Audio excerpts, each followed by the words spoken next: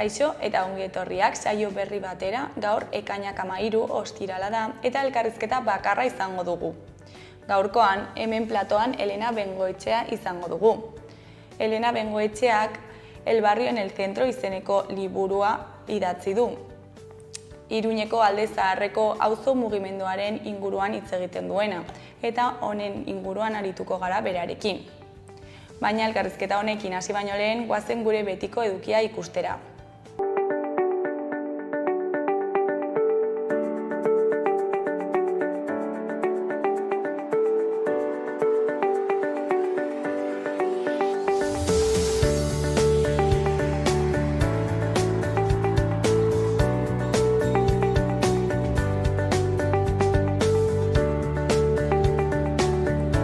Goazen orain gaurko efemerideak ikustera. Gaurko egun batean, 1936ko ekainaren 13an, August Landmeserrek besoa altxata keinu nazia egiteari uko egin zion Adolf Hitler buru zuen ekitaldi batean. Landmeserrek bikotea judutarra zen, Alemania naziko legeen aurka. Argazkian Landmeser ikus daiteke nazien agurra egiten ari ziren ehunka gizon eta emakumeren artean besoak gurutzatuta. Urte bat geroago, 1937an, Euskal agintariak Bilboko ebakuazioa prestatzen hasi ziren. Frankistak hiria hartzeko ofensiba abiatzera zihoazen. Ordurako, hirian ziren gehienak funtzionarioak eta Jaurlaritzako oinarrizko langileak ziren. Egun berean, Habana ontziak azken bidaia egin zuen, Santurtzitik atera zen 4.500 aurrekin. Horietako askok Leningrado, Odessa, Mosku eta Krimean amaitu zuten. Egun berean, baina 1975an, Jacques Andrew gazte frantziarrak bere buruari su eman zion Euskal Herriaren eta preso politikoen egoera salatu eta elkartasuna adierazteko manifestazio baten ostean, Pauen Espainiako kontsulatuaren aurrean. Jose Antonio Garmendia eta Angel Otaegi eta kideei ezarritako heriotza zigorrak salatzeko ekintza izan zen. Eta bukatzeko 1985ko ekainaren 13an, Itoiz urtegiaren aurka Agoitz ertigunean kateatu ziren ekintzaileak, trafiko handiko errepidea 2 ordu eta erdiz moztuta. Urtegiko lanetan zebiltzan hainbat ibilgailu geldiarazi zituzten protestekin. Itoizekin elkartasuna taldeko 7 kide atxilotu zituen Guardia Zibilak. Atxilotuak lehenik Agoizko polizia etxera eta ondoren Iruñeko komandantziara eraman zituzten. Datuak hartu ostean aske utzi zituzten.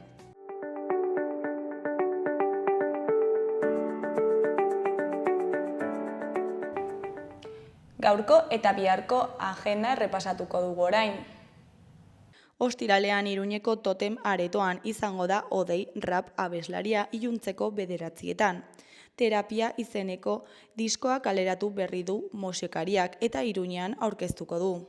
Larunbatean Modernoak izeneko antzerki animazioko ikuskizuna egongo da Iturramoko Zibiboxeko kanpoaldean, arratsaldeko 5:00. Igandean, Basoa ikuskizuna egongo da Kondestableko Zibiboxean goizeko 12:00. Aurrendako ikuskizuna da Basoa, txontxongiloak aktore lana eta zuzeneko musika uztartzen dituena. Uxue kezkatuta dago bere amona itzaltzen ari delako, eta basoaren sakonean barneratu nahi du, bertan bizi diren izaki magikoen bila.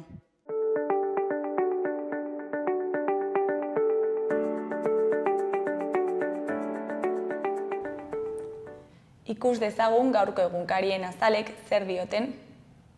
Diario de Notiziasen titular nagusian, Sánchezek hauteskundeak deitzea baztertu du. Zerdanek komisioak kobratzen parte hartzeagatik dimisioa eman ondoren. Maria Txibitek ezin izan zien malkoei eutsi bere agerraldian eta Akziona eta Zerbinabarri egindako 10 esleipen aztertzea agindu du.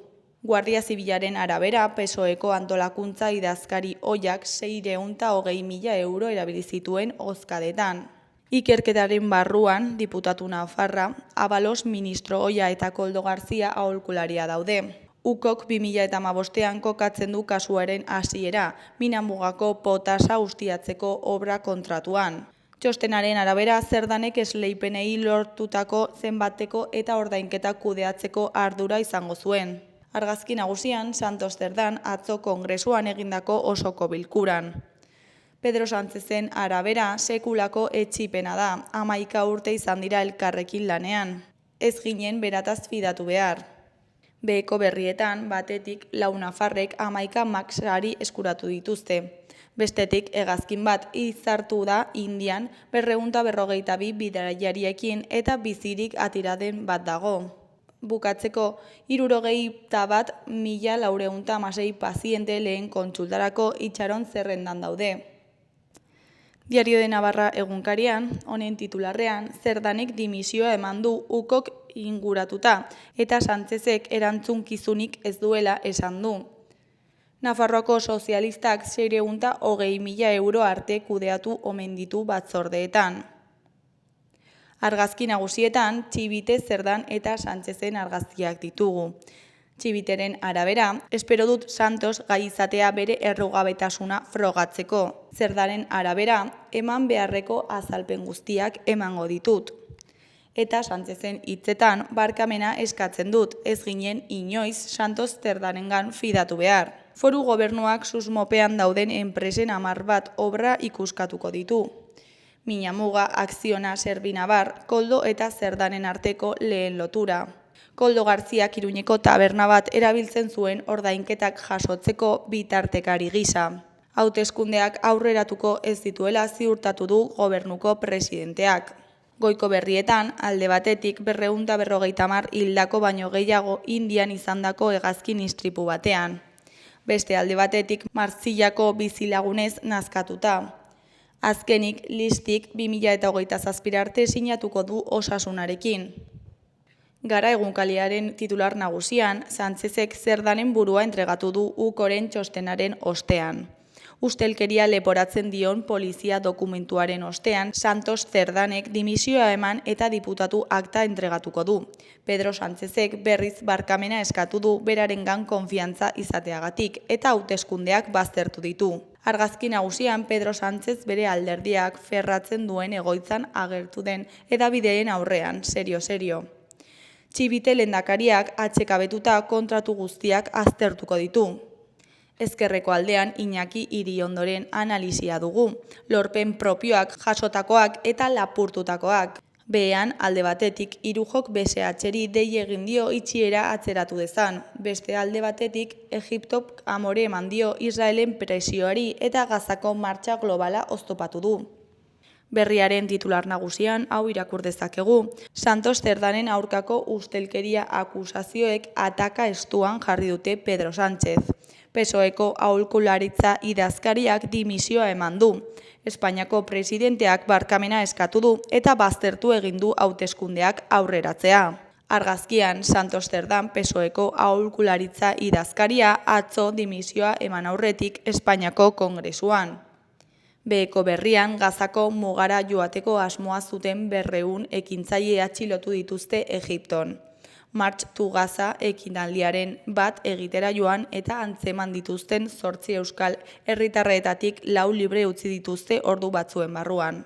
Goiko aldera bagoaz, La Línea del Frente Fermin Muguruzari omenaldia egin diote mundu osoko 34 musikarik. Eskuineko aldean, batetik Pradalesek jaurlaritzaren gardentasuna aldarrikatzen du lehen urtemugan. Bestetik, bidaiarien hegazkin batek erakin bat jodu Indian eta gutxienez 280 lagun hil dira. Amaitzeko, top 14ko titulorako kanporaketen final laurdenak ditu gaur Baionak 2082tik lehendabizikoz. Euskal Herria irratiari dagokionez, titular nagusian, Kiran Bati eta Harri Oskaritzen arabera, harrotasunaren egun kritiko eta intersekzional batean sinisten dugu. Hau ez da Pride. Ekainaren 28an eginen den harrotasunaren egunean kaleak hartzera deitu du E28J plataformak. Eguna iritsi bitartean, hilabete osoan zabalduko den egitaraua atondu du, hitzaldi, tailer eta ekintza desberdinekin. Eskuineko aldean, goikoan, Maletxo Ziberioren arabera, gure erreferentzia musikal guztiak bildu nahi izan ditugu diskoan. Mirua taldeak bere lehenengo disko luzea kaleratu du, Miruenea. Gaur arratsaldean kontzertua eskainiko dute arratsaldeko 8etan Iruñeko O plazan. Behekoan Nerea Arizkunenen arabera, askatasunean dantzatzeko espazio seguru bat da Anerk elkartea. Tuerkina dantza afrikar bat da, oraindik ere aurre iritziz beteriko dantza estiloa. Anerk elkarteak klaseak ematen ditu Donostian eta Iruñean.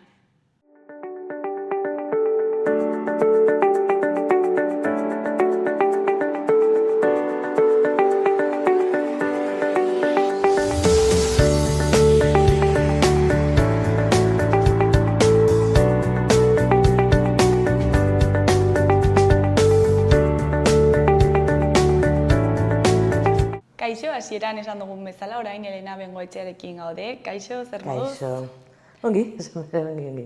Bueno, bero pixka batekin, ez? Bueno, hori bai. Nahiago dut dinegua, baina tira. Bueno. Denetarik egon behar da. El barrio en el centro liburua idatzi duzu, ezta? Eta, bueno, Altzarreko herri mugimenduaren, auzo mugimenduaren inguruan hitz egiten du liburu honek. Eta, bueno, kontatu iguzu pixkat zer kontatzen duzun bertan. Bueno, gauza asko zen, claro, principios da El barrio en el centro izeneko liburu eta gero azpitituluan bezala jartzen du, bueno, 50 años del movimiento vecinal en Iruña. Orduan, claro, 50 urtez, 11 gauza daiteke eta gainera, Iruñeko aldezarrean askoz gehiago, ez? Zer, bueno, ez da, ni beti esaten dut ez dela auzo arrunta, ez? Izan da, gure auzoa edo han bizi diren entzako auzoa, baina horrekin batera ere da hiriaren bihotza, ez da? Orduan, pixka bat ez da gurea bakarrik, ez? Orduan, karo, badut olako baldintzak gehitzen direnak, ez? Orduan, gauza asko kontatzen den, baina batez ere, helburua zen, kontatzea, auzo mugimendua zentzu zabal batean, ezta? Bereziki auzo mugimendua berez, nola sortu zen pasaden mendean, beste tokitan bezala, baina horrekin batera ere, horren inguruan edo horrekin batera sortu ziren hainbat mugimendu, bai biztanleriaren ezaugarriek, baita ere, hauek auzo mugimenduan esaten duten bezala, hor beheko pisuan bizi diren auzokideak, hau da, taberna, komertzioak eta barrekoak, ez? Orduan, batez ere, horren, laburbilduz, horren inguruko gertatu diren hainbat gauzak eta baita ere geroari begira, ez? Eta nola egituratu duzu liburua, ezakit kronologikoki? Ez, bueno, bai, pixkat bai, baina nire asmoa zen, kronologikoki egiten baduzu, pues, hasieratikan esan nahi dut irakurtzeko modu bat, pues hasieratikan hasi behartzara bukaeraino. Orduan pentsatu garen badut zertzela batzuk kronologikoki esaten ditunak, baina orokorrean ez da horrela, 4 blokean sailkaturi dago, eta gero horren barruan 16 kapituluan, eta 16 kapitulu horietan gehien bat tematikoki ari dira sailkaturik. Horrek esan nahi dut, erreztasun handiago duzula, edozein momentuan, edozein kapitulotik hasi irakurtzeko edo saltatu, edo, ez dakit. Osa, modu independentean, aukera gehiagok, ez, eukitzeko, irakurtzerakoan, bai. Eta zergatik erabaki zenuen honen inguruan idaztea, esan nahi, nondik dator ideia? Bueno, kasu honetan erantzuna oso erresa da, zeren ezen nire ideia, baizik eta azken finean enkargu bat izan zen, ez? Liburu honen sorrera edo ezen nire ideia, baizik eta auzo mugimenduen barrutikan sortutakoa, ez?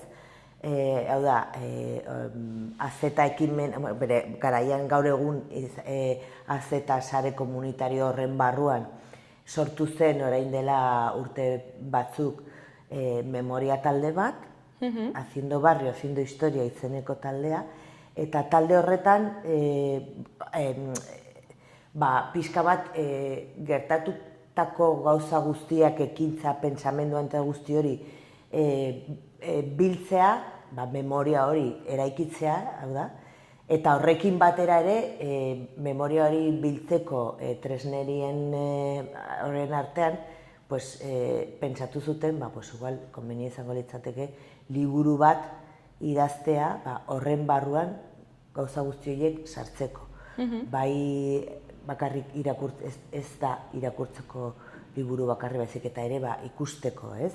Hainbat dokumento grafikoak eta argazkiak ere badute badaude hor barruan, ez? Eta, horrela hasi ziren lan horretan, ez? Memoria horren eraikitzen lan horretan, eta dena batez ere helburua inportantea, baina baita ere prozesuaren pausoak baita ere, ez? Orduan, pauso horietan, prozesua berak ere ze eragin duen ikusteko ere, ez? Orduan, horretan, helburua oso garbia zuten hauek, prozesu kolektibo horretan, nola aitzinako gauzak biltzeakoan edo ikusterakoan edo jakiterakoan horrek ere erakusten du nola gaur egungo gauzak edo gaur egungo pausoak edo gaur egungo helburuak nolakoa diren, ez? Eta horrekin ere eraikitzen duzu geroari begira nolako izango den edo ze auzoa nahi dugun, ezta? Eta, pixka bat prozesu hori, eta baita horrekin batera ere, pixka bat solasteko edo eztabaida sortzeko, ezta? Zeren, oso mugimendu bat, behintzat alde zaharrekoa oso diversoa da, ez? Orduan, helburu horiekin hasi ziren, eta, ni heldu nintzenean proiektura, prozesu hori, komunitate prozesu hori martxan zegoen.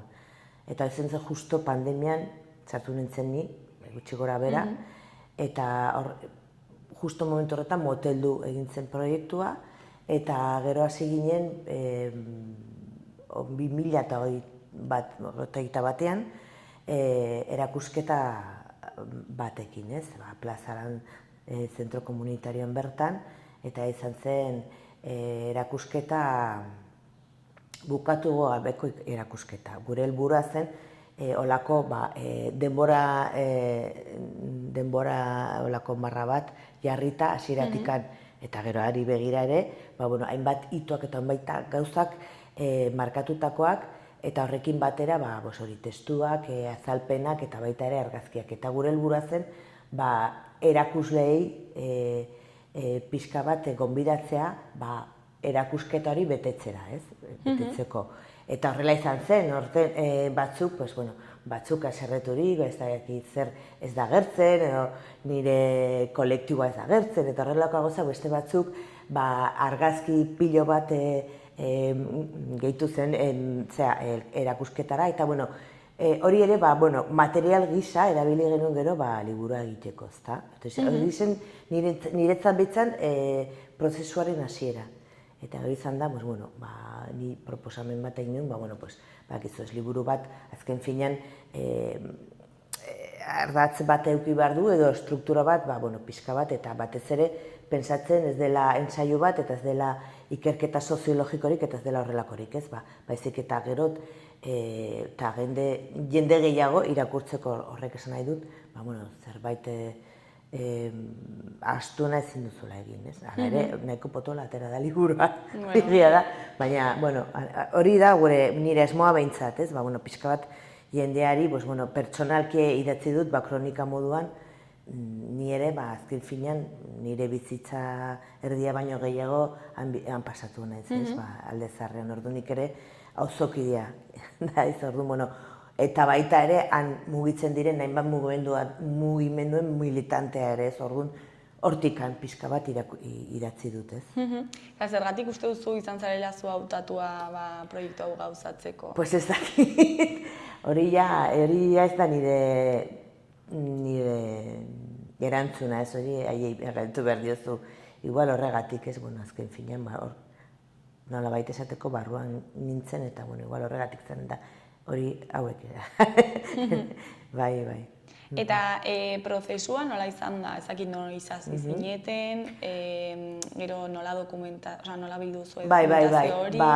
Begira, prozesua izan da batez ere luzea, oso luzea. Zeren hori, kontatu dizuna, ez? 2021 hasi ginen, liburua nire aldetik amintzen martxan jartzen, eta, zegoen ja aurreko 2 urtetan edo egindako ikerketa lan txiki bat, ez? Orduan hori hartu nuen oinarri, horren ikerketa oinarriturik hasi nintzen, edo segitu nintzen nik nire ikerketa propioekin. Ideia horretik zetorren, ez? Bai, hori da. Hori da. Zegoen ja prozesu kolektibo horren martxan, liburu hori helburua bezala, ezta? Eta ni sartu nintzen momentu horretan zerbait egina zegoen, baina hala ere, ni hartu nuen hori eta hasi nintzen hortikan, batez ere ikerketa egin behar duzu, ezta? Ikerketa horretan alde batetik egin nuen nik elkarrizketa pilo bat, elkarrizketa propioak, auzo mugimendu horretan parte urtean zehar parte hartu ditun lagunekin, gero baita ere mugimenduan bertan dauden artxiboak eta dokumentazioak eta hemerotekak eta daude dokumento pilo bat, eta horren inguruan ere egin nuen ikerketa batez ere, gero eta atzerago jaten bazara, gero eta jende gutxiago dago eta dokumento gutxiagoak ere. Ez, orduan izan zen batez ere lehendabiziko urteetan ikerketaren ezea, eta, guzti horrekin, gero pentsatu behar duzu esandakoa, ez, struktura eta guzti hori. Baina niretzat zailena izan da, hainbat informazioekin nola idatzi edo nola kontatu batez ere, ez? Ni argi dut, eskasa batzuk kanpoan geratu direla, zen, karo, ni badut nire, esan nahi dut, nire esperientziaren arabera, ni betetzen ditu urte batzuk, baina gero aurreko urteak nik ez nengoen. Eta azken urteetan ez da ere, esan nahi dut, gazte mugimenduan dagoen edo mugitzen den hortik parametroak edo ekintza politika hori nik ez dut ezagutzen, nik ez naiz gaztea. Eta ni baino zaharragoa direnak ere egin zuten berea, eta nik ez nengoen momentu horretan. Orduan, horiek izan dira nire hartu, baina beste guztien informazioa ere gehitu. Orduan, niretzat hori izan da zailena. Nola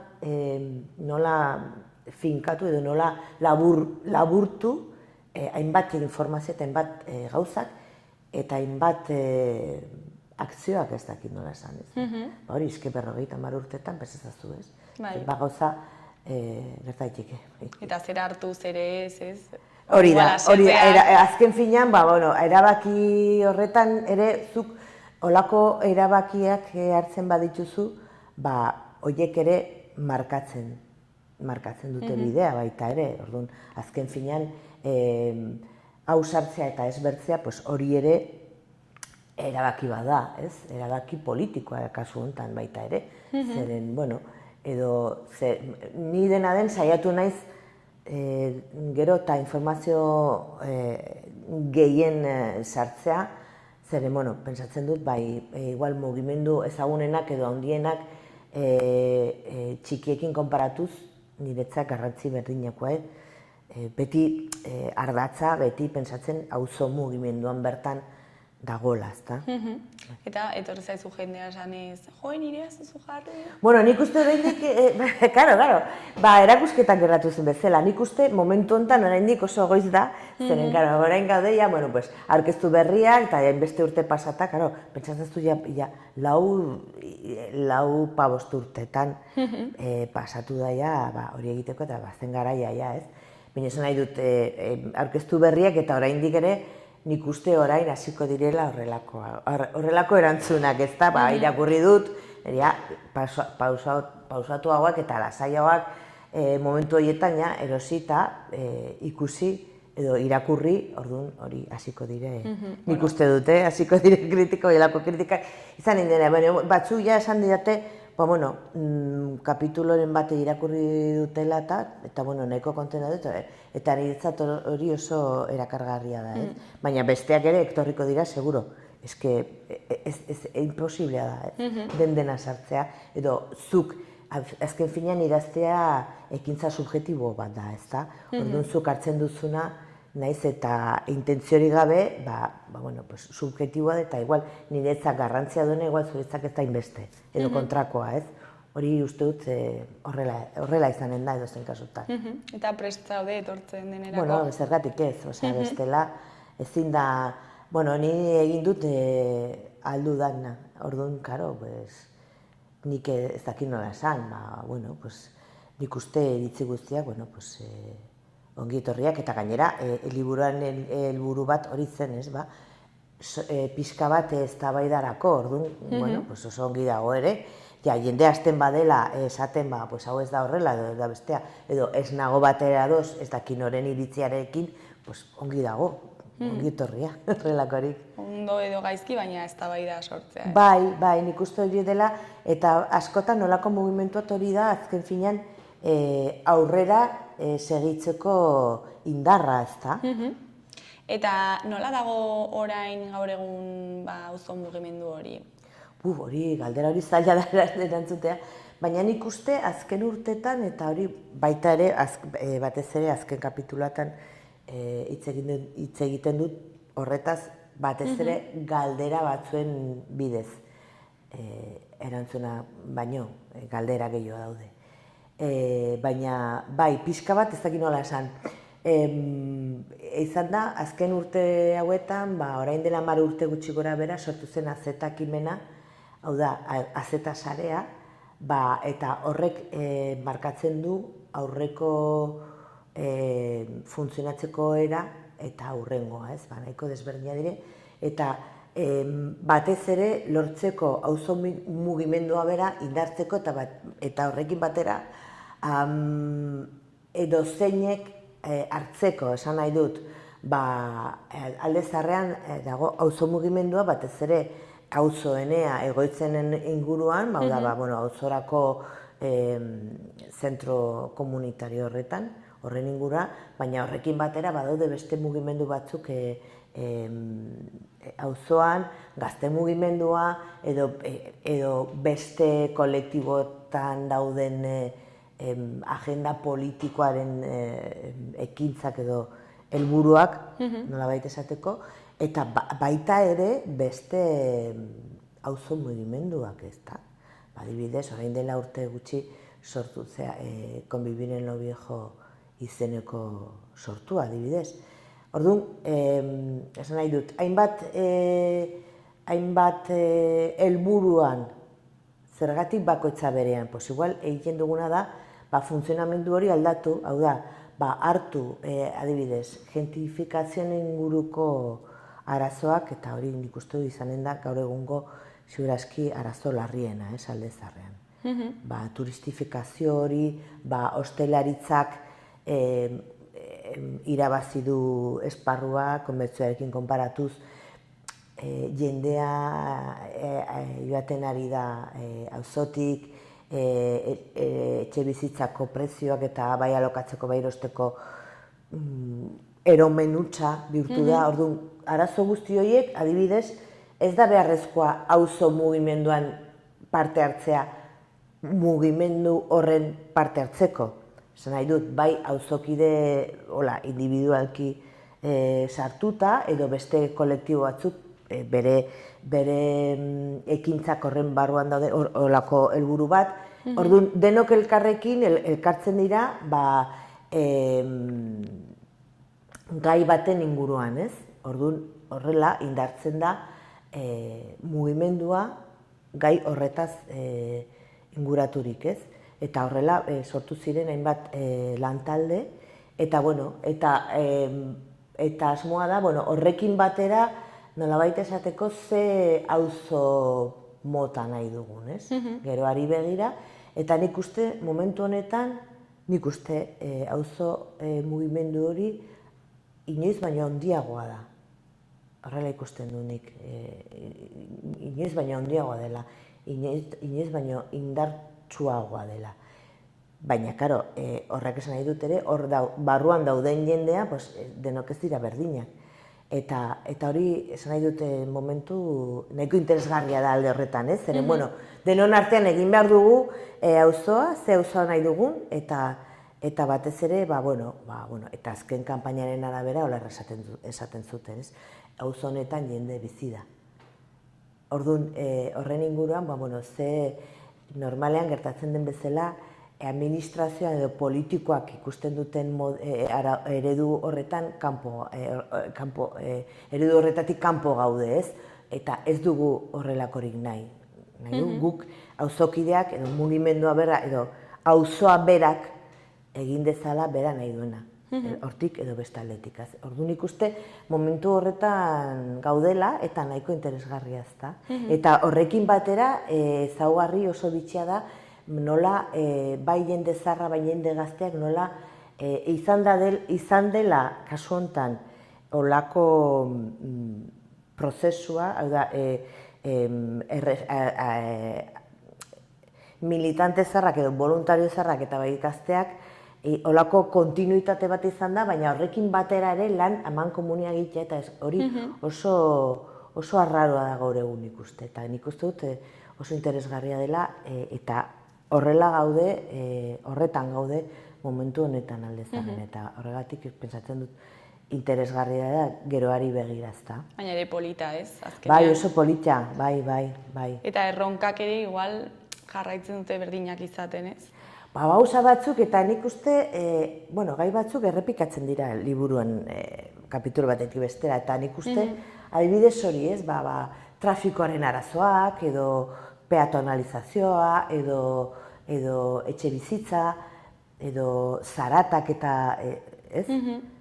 Horrelako gauzak eske orain dela 50 urte ziren ja, hor zeuden. Eta gaur egun batzuk, edo lokalak, batzuk konpondu gabe daude oraindik, ez? Eta saiakerak izan da kasu batzutan, beste batzutan ez da saiatu ere. Ez nahi dut administraziotekan. Eta hori, nik uste gai batzuk oraindik ere hor daude. Beste gauza batzuk berriz erabat desberdinak dira, ez? Soziologikoki adibidez, Alde Zaharra auzo bezala asko aldatu da. Pasaden mendean, Franco garaian esan nahi dut, azken urte horretan sortu zen auzo mugimenduak, Iruñan ematokitan. Eta momentu horretan adibidez, Iruñan eta bereziki Alde Zaharran oso soziologikik oso auzo murriztua eta egoera larri batean zegoen, ez? Han bizi ziren momentu horretan familiak eta nahiko desestrukturaturik ziren, oso auzo zaharra, esan nahi dut, zarturik konpondu gabe edo berregin gabe gaur egun adibidez hori erabat aldatu da, ez? Trafiko gehiago zegoen, oso zaharturik ere populazio aldetikan esan nahi dut, eta gaur egun beste olako, hau da, jende zarrak edo jende helduak gaur egun gehienak beste auzotan daude ez Alde Zaharrean. Orduan, gauza batzuk oso aldaturik daude, ezta? Baina beste batzuk ere, esan dakoa, oraindik ere konpondaiteke ez, eta bueno, nik uste hor, bide horretan dago, ez, mugimendua. Eta uste duzu, erronka gehiago edo handiagoak dituela Alde Zaharreko mugimendua justo Alde Zaharren dagoelako, eta jendeak, igual, ez garenak Alde Zaharrekoak, pixkat hartzen dugu gurea izango balitz bezala. Bai, dudari gabe, nik uste egia da, azken finean egia da, eta nik uste, Alde Zaharran dagoen jendea, hauek ere onartu behar dira, ez? Esan nahi dut, horrelako baldintza bereziak nolabait esateko, ez? Azken finean, bai egia da hiriaren ardatze kulturala eta politikoa eta dena, ez? Eta topaguna. Hor dago, hiriaren bihotza nolabait esateko, ez? baina horrek ez du esan nahi horretarako bakarritzo gola, esan nahi dut. Eta nik uste hori dela hainbat tokitan gertatzen ari den prozesua, ez? Gentrifikazio hori, ez? Turistifikazio hori. Eta nik uste alde zaharrak oraindik ere badut olako sentimendu komunitarioa, ez? Eta gauzak aman komunia gehiteko, herri txiki batean izango balitz bezala, nolabait esateko, ez? Eta oraindik ere hor mantentzen da, igual beste auzotan ez denak, baina hainbat tokitan hori galdu da, ez da? Eta alde zaharren ez da galdu, eta nik uste hori balore oso positiboa eta oso garrantzizkoa da.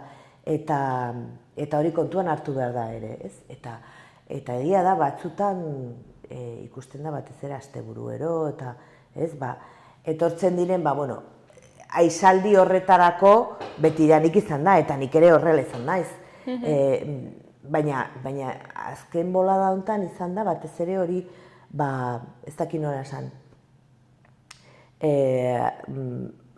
feria bat izango balitz bezala, ezta? Eta, karo, eta nik uste hori fenomenoa dela, bai estatu mailan eta bai Europan, ezta?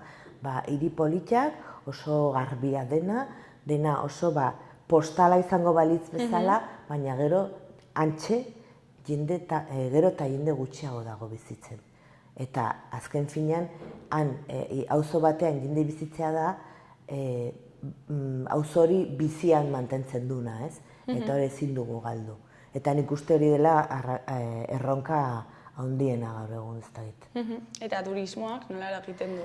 Hori, adibidez, azeta sare komunitario horretan egin zuten orain dela iazko ikerketa bat da, ez? Adibidez, pisu turistikoaren inguru horretan, ez? Eta gehienak alde zaharrean daude. Gehienak. Esan nahi dut proporzionalki, biztanlerien arabera eta proporzionalki da nahiko eremu saturaturik erabat. Orain daude, Unzu hostel horren inguruan ere, izan zen kanpaina, baina ez zuen zertarako balio, egiten ari direla eta egina izanen da, hemen gutxi barru. Baina, esan nahi dut, olako konzentrazioa esan dakoa, ez?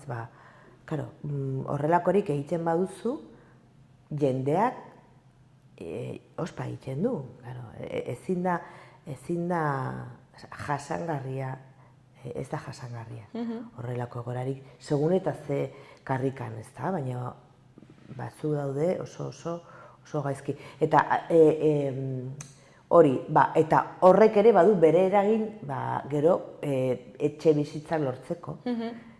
Orduan, karo, dena loturik dago. Orduan, beste baten ondorioan, edo beste baten atzean sortzen da, eta, karo, niretzat hori da nahiko larria eta kezkatzeko egoera. Aber zer gertatuko den. Ikusiko dugu. Ikusiko dugu, baina horrek ez du esan nahi, hasieran esan du bezala, hauek beti izaten dute, auzokide batzuk hori dire, ez? Beheko solarioan bizi diren biztanleak, ez? Biztanleak edo auzokideak, ez? Dendak, tabernak, eta oraindik ere badaude bai dendak eta bai tabernak, auzoko dendak eta auzoko tabernak. Egia da, batez ere azken 1000 urtetan izan da, jaitsiera ikaragarria, batez ere dendetan. Iaia ez daude komertzio lokalerik, eta hori oso kezkagarria da, bai. Eta tabernetan ere zer gertatzen ari da, frankizia pilo bat, orain dela urte batzuk, eta ez hain urrun, alde zaharreko tabernak ziren, nahiko taberna familiarrak, eta edo han betidanik langileak hartutako tabernak, ez? Eta hori ere desagertzen ari da, eta hori konbibentziarako argi eta garbi ikusten da, horren eragina ez da. Eta bazegoen ere apostu kontzientziatu bat hori mantentzeko, ez? Claro, bai, baina begira, adibidez, komertzialen asuntoa, ez?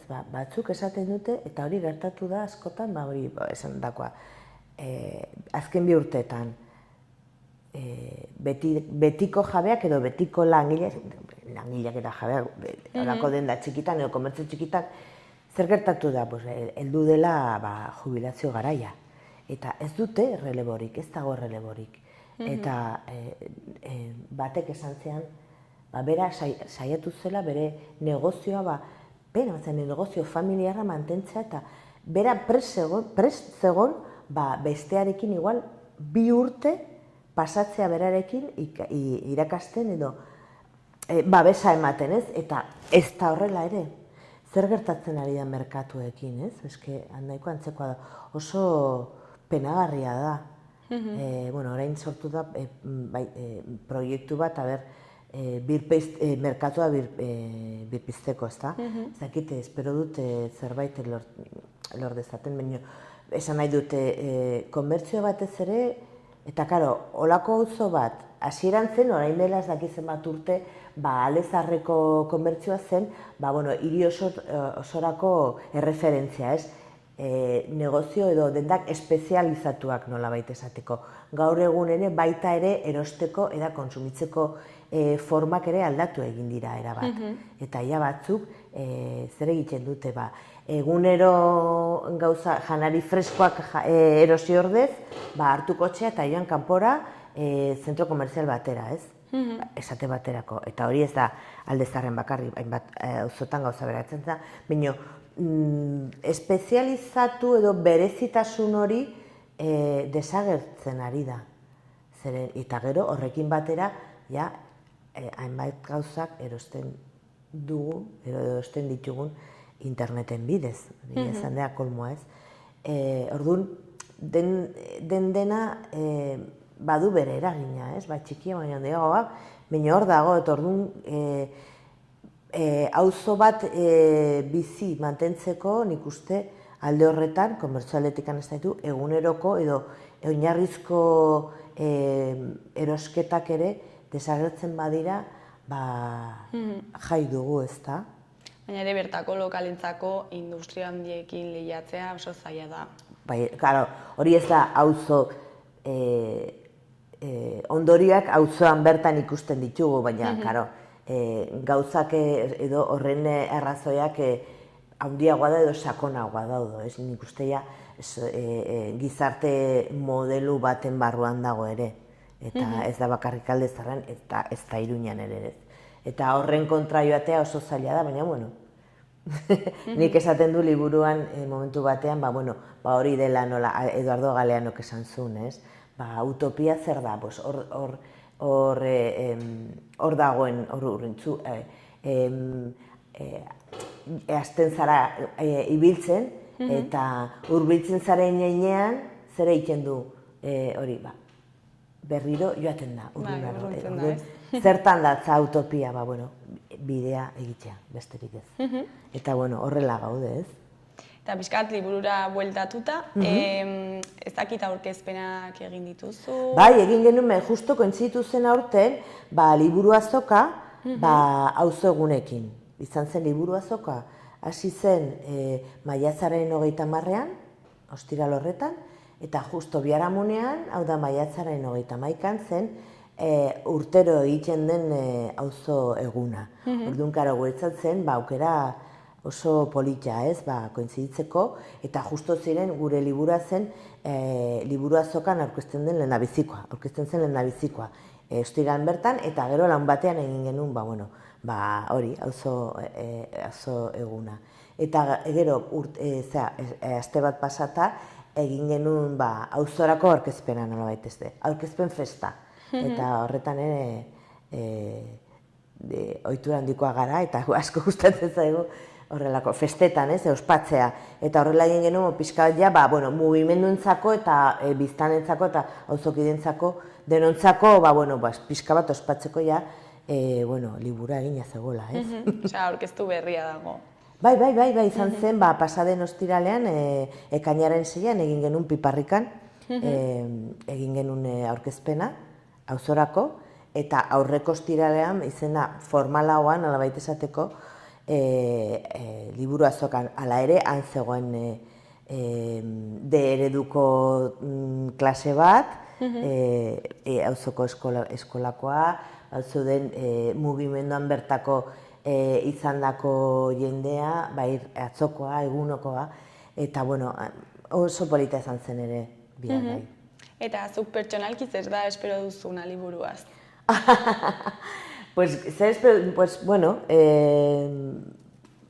nik uste, helburuak horieta parte, ezan nahi dut, eztabaidarako edo, horretarako, birpentsatzeko ere, ez? Zertan dagoen gaur egun auzo mugimendua eta noragoaz. Hortaz aparte ere, oso nahia simplea, ez? Libura saldezaten, saldu nahi dugu, logikamente. Baina hortaz aparte, espero du jendean gustora hartuko dula irakurketa eta esandakoa, ez? Etortzen badira esateko hau falta da eta bestea eta, nik ere konten horrekin. Bueno, Elena, bukatzeko, ez dakit zerbait gehiago komentatu nahi duzu, jendeari zerbait esan? Hori, guk ere liburuan sarreran ere esaten dugu, ez? Barkamenak eskatzen dugu horregatik, ez? Gauza batzuk, hainbat gauza geratu zen eta hainbat jende eta hainbat mugimendu eta hainbat ekintzak eta hainbat pentsamendu izan dauka, oso zaila da dena sartzea, edo horregatik esaten zu, barkamena eta horretikan gauza batzuk kanpoan geratzen direlako, edo beste gauza batzuk garrantzi gutxiago emateagatik, edo jende konkretu batzuk ere igual aipatu gabe geratuko dira, logikoa da, ez? Informazioa da itzela. Baina, ni jendea gustora hartzen badu irakurketa eta ikusten badu bere eta horrekin geroari begira zerbait aportatzen bada, ni konten. Bueno, Elena, zuri eskerrak eman, gurekin hitz egiteko tartetxo bat ateratzeagatik, liburua aurkezteagatik, eta zer moduz joaten den salmenta eta jendea animatzen den irakurtzera. Hala, espero du nik ere, eskerrik asko. Bueno, ondo segi. Eskerrik asko.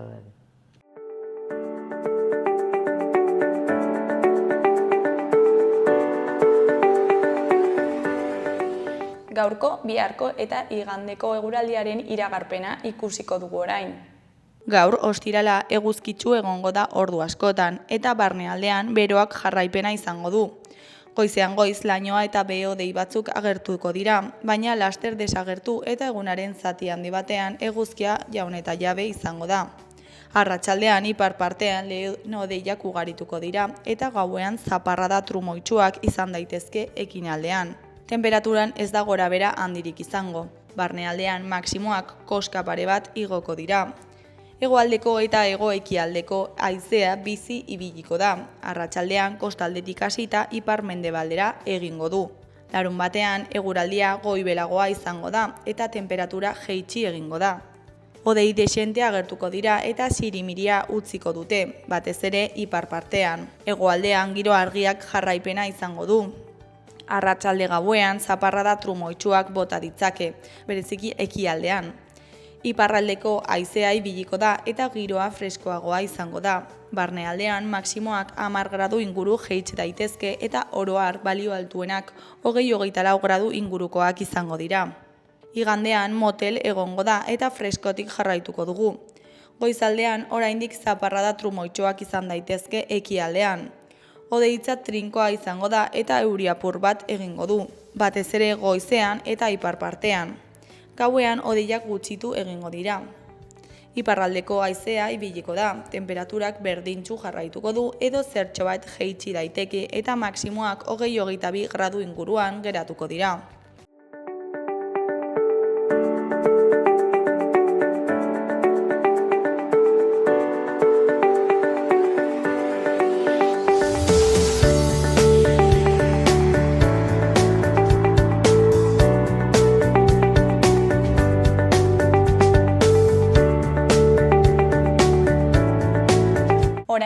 parlamentuko galderekin utziko zaituztegu. Inoren kargura ez dauden adingabeentzako harrera protokolo baten beharraren inguruan arituko gara beraiekin. Beraz, goazen galderak ikustera.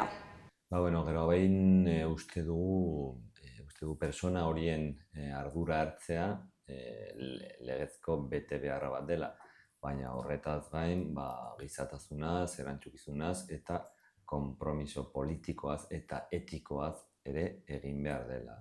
Beraz, bi arrazio ezberdinak ez da, alde batetik hori eta beste legezkoa eta beste aldetik konpromisoa eta erantzukizuna eta gizatasuna. Eta pentsatzen dugu ere, haurtzaroari eta nerabezaroari zuzendutako edozein politika Nafarroan daudenengan egin behar dela. Horrela ikusten dugu. Ez bakarrik hemen jaio zirenentzat edo direnentzat, baizik eta ona etorri direnentzat ere bai. Eta ez dugu pentsatu behar beraien gurasoak autoktonoak diren edo kanpotarrak, atzerritarrak diren. Hori, halako ideia baztertu behar dira eta Nafarroan, errepikatzen dut, Nafarroan daudenengan egin behar dira. Eta hain zuzen ere, haur legean, 12/2020 legean jasotzen dira haur eta nerabei zuzendutako eskubideak eta beraien familiak. Eta horretan jasotzen da zen motako eskubideak dituzten eta berdintasuna jaso behar dutela. Horrexegatik eta gainera definitzen da zuzenean bai Nafarroan bizitokia dutenentzat eskubide horiek direla eta bai aldi baterako hemen daudenentzat. Beraz, ez da ematen halako bereizketa bat Nafarroan jaiotzenen artean edo hemendik pasa direnen artean edo aldi baterako daudenen artean. Pentsatzen dugu ekitatean oinarritu behar dira halako legeak eta kasu honetan horrela jasota dago aipatutako lege horretan. Gainera, lege horretan ere jasotzen dira oinarrizko gizarte zerbitzuetan zen motako bete beharra behar dituzten, baina zuzen ere hori bideratu ahal izateko, eskubide hori bideratu ahal izateko, duten beharra bideratu ahal izateko. Beraz, alde batetik esan dudan bezala, legezko bete beharrak eta gero beste aldetik gizatasuna eta erantzukizuna. Migrazio fluxuekin larrialdi humanitarioa dugu, ezta? Hainbat herritar mugitu behar dira haien herritik, haien eskualdeetatik, egoera zaurgarrian daudelako, egoera sozioekonomiko komplikatuan, egoera familiar komplikatuan, egoera politiko komplikatuan. Beraz, gure ustez, elkartasun guztia behar da fluxu horiekin, gure herrira etortzen diren migratzaile horiekin. Gainera, Nafarroa beti izan da eskualde solidarioa, eta hori da erakutsi behar duguna. Beraz, bai, garrantzitsua da protokolo bat ezartzea, herrietan, fluxu horiek kudeatzeko tresna izan daitekelako, baina garrantzitsuena da Nafarroako gobernuak izatea ibilbide horri sendo bat harrera egituratu eta on bat egiteko herritar horiei. Ziurazki inoiz ez dira nahikoak baliabide ekonomikoak, ez da, nik uste dut departamentu guztietan eta kasu honetan gizarte zerbitzuetatik eskatuko dutela edo beharko dutela, ziurazki baliabide ekonomikoak handiagoak, baina ditugunak dira eta horrekin baliatu behar gara, ez da, aurre egiteko egoerak ditugun egoeretan, ez da. Eta dena den aurrekontuetan, Nafarroko aurrekontuetan, azken urteotan batzuden halako partidak, adingabeko bete beharrak jasotzeko, eta gero beste aldetik kontuan hartu behar dugu estatu mailan lan egiten ari dela banaketa bat egiteko eta hortik etorriko direla, ezarriko direla baliabide ekonomiko handiagoak eta baliabide ekonomiko horiek ere banatuko direla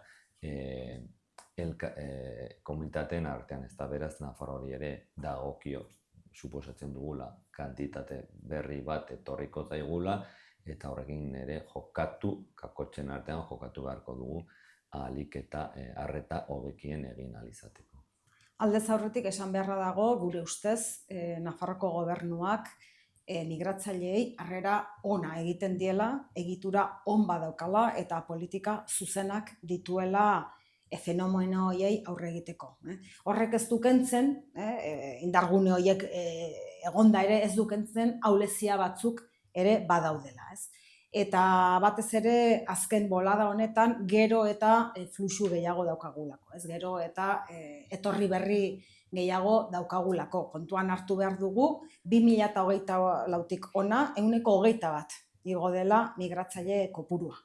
Horregatik beharrezkoa da gaur egun daukagun egitura hori indartzea, sendotzea, baliabide gehiago jartzea, baina ez bakarrik baliabide gehiago, materialak eta giza baliabideak, baita ere metodologian hobetzea.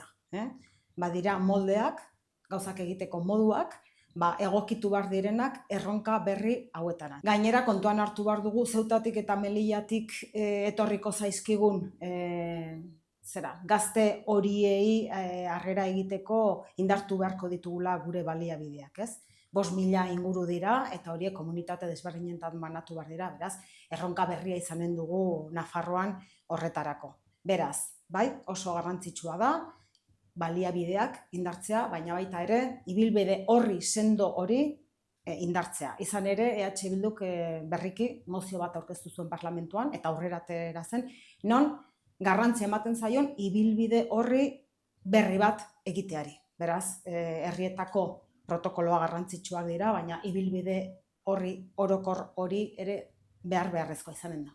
Bueno, horri buruz, joan den asteko osoko bilkuran hemen parlamentuan mozio bat jorratu zen, eta, aipatu gana gure altribentzat hori ez zela berria, esan hau zera, une honetan ja lan egiten ari dela Nafarroko gobernu eta tokiko entitateen artean badago halako komunikazioa, nahiz eta eskumena gobernuarena izan, toki entitateek badute ere bere zereginak. Oso argi definituta daude gainera aipatu dudan legean, 12/2020 legean, foru legean, eta beraz ez da zerbait berria. Baina ongi dago gogoratzea, haiek ere paper garrantzitsua jokatzen dutela, administrazio guztiak bezala bestalde. Administrazio guztiak implikazioa izan behar dute, oso implikazio handia eta garrantzitsua izan behar dute halako gai batean, eta horrezatik jokatzen dute paper importantea. Eta entzuzen ere, adibidez, izan behar dute jarduketa materialetan, teknikoetan, jokatu behar dute paper garrantzitsua. Aipatu lehenago ere, oinarrizko ongizate zerbitzuak zemotako papera bete behar duten, eta gero beste aldetik ere jokatu behar dute oso paper garrantzitsua, bereziki ikerketan, esku hartzean, ebaluazioan, jarraipenean eta familia eta gizarte integrazioan. Zergatik, haiek dira herritarron gana hurbilago den instituzioak, beraz jokatu behar dute paper oso garrantzitsua ere gai honetan. Toki administrazioen implikazioa oso importantea da. Azkenean, toki erakundeak dira herritarrengandik hurbilen dauden instituzioak eta oso garrantzitsua da horien implikazioa, dudarik gabe. Baina ez dugu ahaztu behar eskumen orokorra eta ardura orokorra Nafarroko gobernuarena da. Beraz, gobernuaren eta toki erakundeen arteko elkarlan hori beharrezkoa izanen da. Eta gobernuari dagokionez, ez bakarrik eskubide sozialen departamentutik, baita ere etxe bizitzatik, baita ere hezkuntza arlotik, osasun arlotik, baita ere kultura arlotik. Sendotu behar da modu zabal eta estruktural batean harrera hori. Eta ez bakarrik administrazioko ordezkarien aldetik, baita ere herri erakundetatik, badira eragile sozialak, taldeak, honetan lanean ari direnak, horiek oso kontuan hartu behar dira, oso kontuan, eta bestelako faktore batzuk ere bai.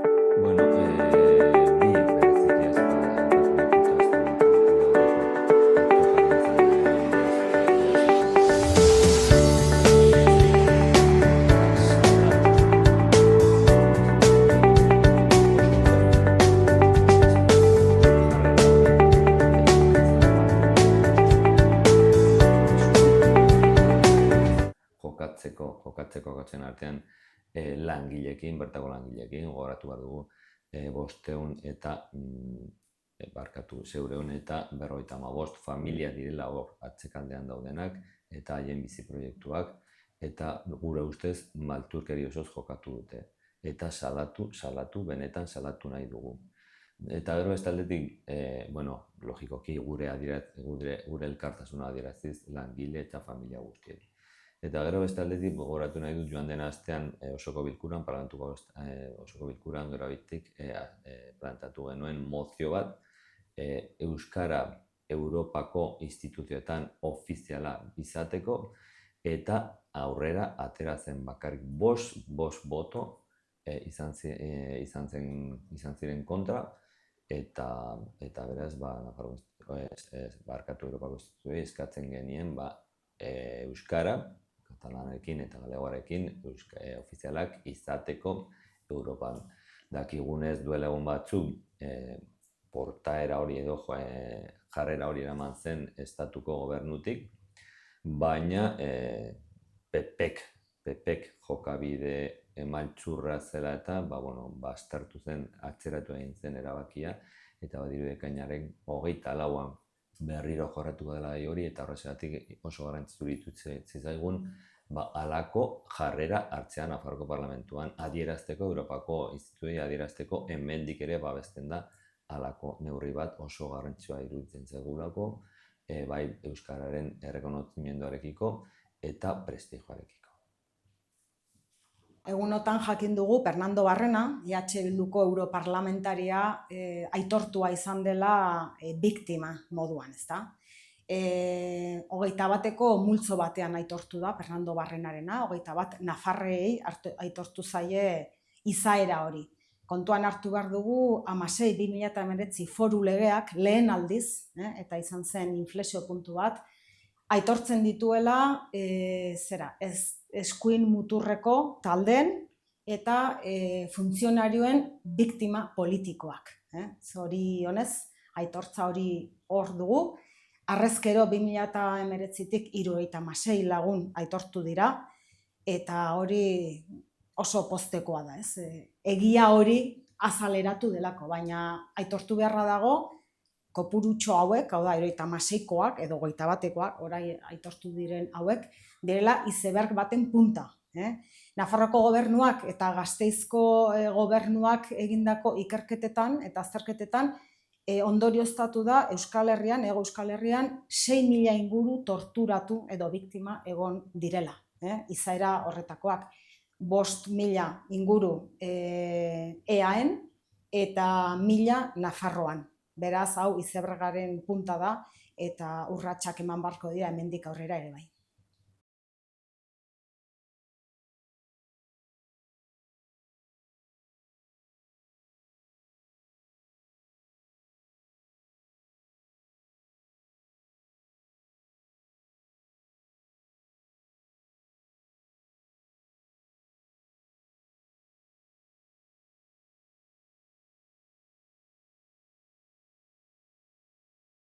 Bueno, naino gaurko saioa astelehenean itzuliko gara eduki eta elkarrizketa berriekin. Asteburu ona pasa, agur.